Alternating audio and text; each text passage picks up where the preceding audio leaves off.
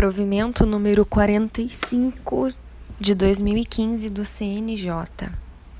Revoga o provimento 34 e orientação 6 e consolida as normas relativas à manutenção e escrituração dos livros de área auxiliar, visitas e correções e controle de depósito prévio pelos titulares de delegações e responsáveis interinos do Serviço Extrajudicial de Notas e Registros Públicos e da outras providências.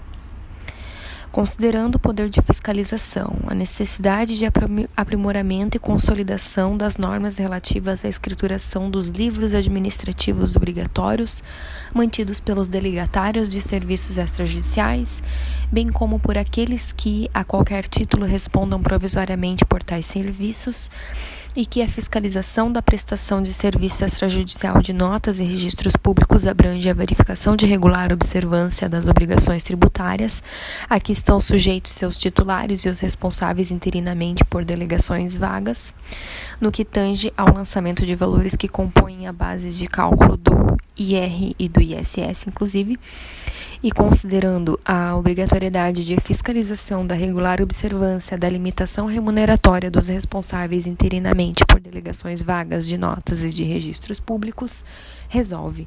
Artigo 1º.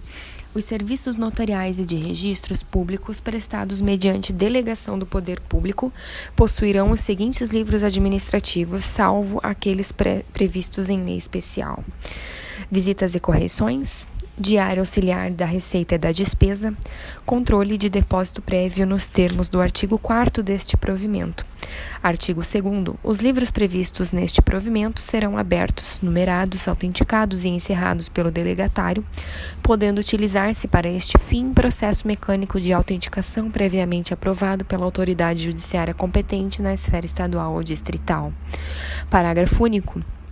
O termo de abertura deverá conter o número do livro, o fim a que se destina, o número de folhas que contém, a declaração de que todas as suas folhas estão rubricadas e o fecho, com data, nome do delegatário e assinatura.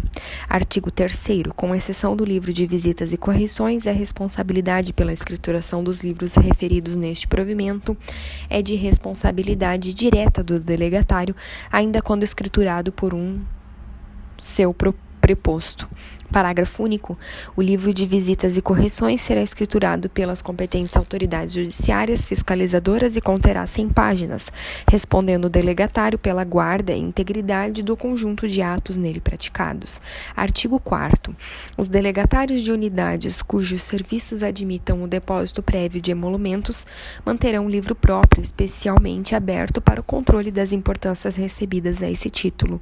Livro em que deverão indicar-se o número do protocolo, a data do depósito e o valor depositado, além da data de sua conversão em emolumentos resultante da prática do ato solicitado, ou, conforme o caso, da data da devolução do valor depositado quando o ato não for praticado.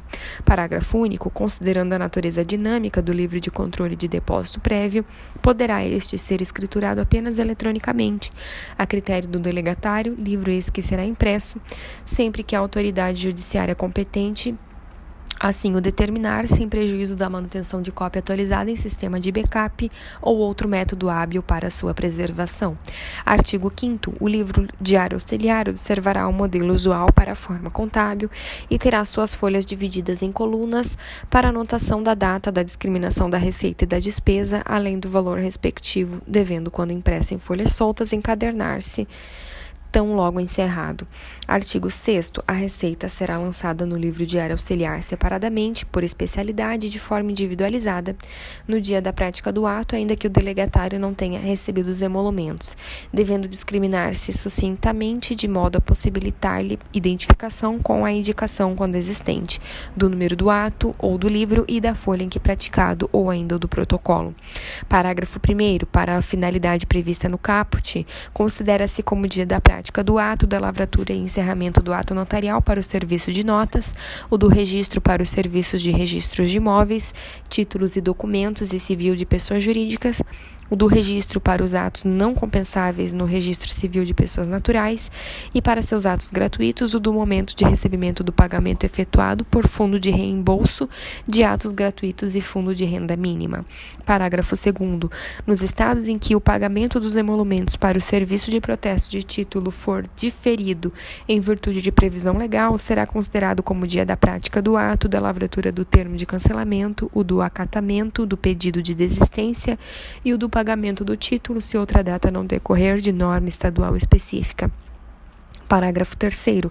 Os lançamentos relativos a receitas compreenderão os emolumentos previstos no regimento de custas estadual ou distrital exclusivamente na parte percebida como receita do próprio delegatário, em razão dos atos efetivamente praticados, excluídas as quantias recebidas em depósito para a prática futura de atos, os tributos recebidos a título de substituição tributária ou outro valor que constitua a receita devida diretamente ao Estado, ao Distrito Federal, ao TJ, a outras entidades de direito ou aos fundos de renda mínima e de custeio de atos gratuitos conforme previsão legal específica.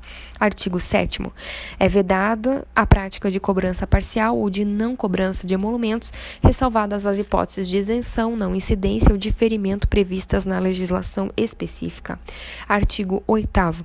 As despesas serão lançadas no dia em que se efetivarem e sempre deverão resultar da prestação dos serviços delegado, sendo passíveis de lançamento no livro diário auxiliar todas as relativas investimentos, custeio e pessoal, promovidas a critério do delegatário, entre outras: a locação de bens móveis e imóveis utilizados para a prestação de serviços, incluídos os destinados à guarda de livros, equipamentos e restante do acervo da serventia; b. contratação de obras e serviços para conservação, ampliação ou melhoria dos prédios utilizados para a prestação de serviço público; c. contratação de serviços, os terceirizados, inclusive de limpeza e de segurança; d. aquisição de móveis, utensílios eletrodomésticos e equipamentos mantidos no local da prestação do serviço delegado, incluídos os destinados ao entretenimento dos usuários que aguardem a prestação do serviço e os de manutenção de refeitório; e. aquisição ao local de equipamentos, hardware, de programas, software e de serviços de informática, incluindo os de manutenção prestados de forma terceirizada. F. formação e manutenção de arquivos de segurança. G.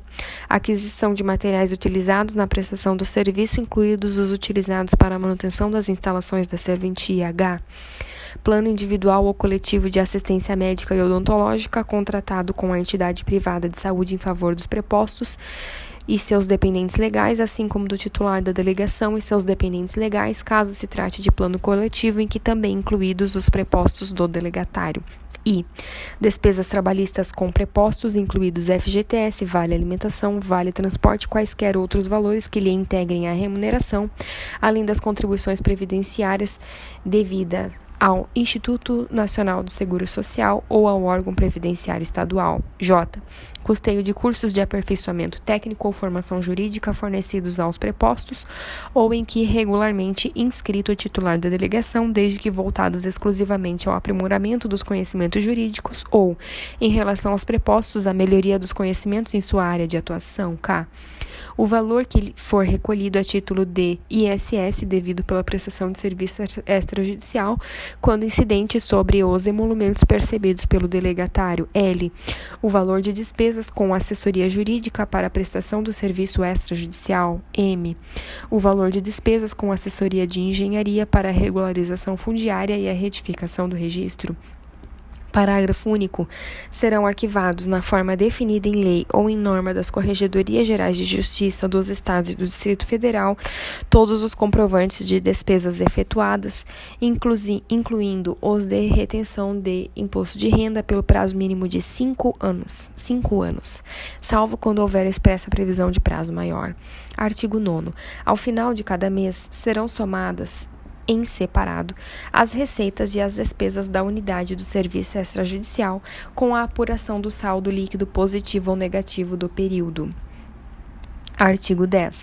Ao final de cada exercício, será feito o balanço anual da unidade do serviço extrajudicial com a indicação da receita, da despesa e do líquido mês a mês e a apuração do saldo positivo ou negativo do período. Artigo 11. Anualmente, até o 10º dia útil do mês de fevereiro, O livro diário auxiliar será avisado pela autoridade judiciária competente, que determinará, sendo o caso, as glosas necessárias, podendo ainda ordenar sua apresentação sempre que entender conveniente. Parágrafo único. O requerimento de exames da decisão que determina a exclusão de lançamento de despesas deverá ser formulado no prazo de recurso administrativo previsto na Lei de Organização Judiciária Local, ou caso inexista, no prazo de 15 dias contado de sua ciência pelo delegatário. Artigo 12. É facultada a utilização do livro diário auxiliar também para fins de recolhimento do IR, ressalvada nessa hipótese a obrigação de o delegatário indicar quais as despesas não dedutíveis para esta última finalidade e também o saldo mensal específico para fins de IR. Parágrafo único. A mesma faculdade aplica-se para os fins de cálculo de ISS, hipótese em que deverá ser observada a legislação municipal. Artigo 13. As normas por este provimento impostas por este provimento aos delegatários de serviços notariais e registrais aplicam-se aos designados para responder interinamente por serventias vagas, observadas as seguintes peculiaridades. 1. O responsável interinamente por delegação vaga de nota e de registro lançarão no livro auxiliar o valor da renda líquida excedente a 90,25% dos subsídios dos ministros do STF que depositarem à disposição do TJ correspondente, indicando a data do depósito e a conta em que realizado, observadas as normas editadas para esse depósito pelo respectivo tribunal. 2. Ao responsável interinamente por delegação vaga, é defeso contratar novos prepostos, aumentar salários dos prepostos já existentes na unidade, ou contratar novas locações de bens móveis ou imóveis, de equipamentos ou de serviços que possam onerar a renda da unidade vaga de modo continuado, sem a prévia autorização do tribunal a que estiver afetada a unidade de serviço. 3. Todos os investimentos que comprometam a renda da unidade vaga deverão ser objeto de projeto a ser encaminhado para aprovação do TJ competente. 4.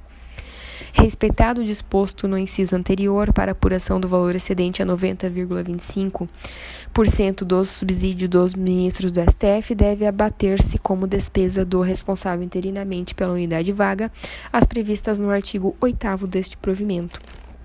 O artigo 8º que fala das despesas dedutíveis. 5. Nos prazos previstos no artigo 2º do provimento 24 de 2012 do CNJ, os responsáveis interinamente pelas unidades vagas lançarão no sistema Justiça Aberta, em campos específicos criados para essa finalidade, os valores que, nos termos do parágrafo anterior, depositarem mensalmente na conta indicada pelo respectivo TJ. Artigo 14. Será disciplinado por norma editada pela competente CGJ local. A. O controle dos recolhimentos relativos às taxas de fiscalização, ao selo ou a outro valor que constituir receita devida ao Estado, DF, TJ, município ou entidades de direito, e aos fundos de renda mínima e de custeio de atos gratuitos. B. O dia do ato notarial registral, quando os serviços de registro de distribuição e registro de contratos marítimos eventualmente existentes. Artigo 15. Este provimento não revoga, no que forem incompatíveis, as normas editadas pela CGJ e pelos juízes corregedores ou juízes competentes na forma da organização local, relativas à escrituração de livro diário, auxiliar ou livro contábil. Artigo 16. As CGJs deverão dar ciência deste provimento aos juízes corregedores ou juízes que, na forma da organização local, foram competentes para a fiscalização dos serviços extrajudiciais de notas e de registro, e aos responsáveis pelas unidades e serviços extrajudiciais de notas e de registro. Artigo 17. Este provimento entrará em vigor em 30 dias contados de sua publicação, revogando-se o provimento número 34 e orientação 6 desta Corregedoria Nacional de Justiça.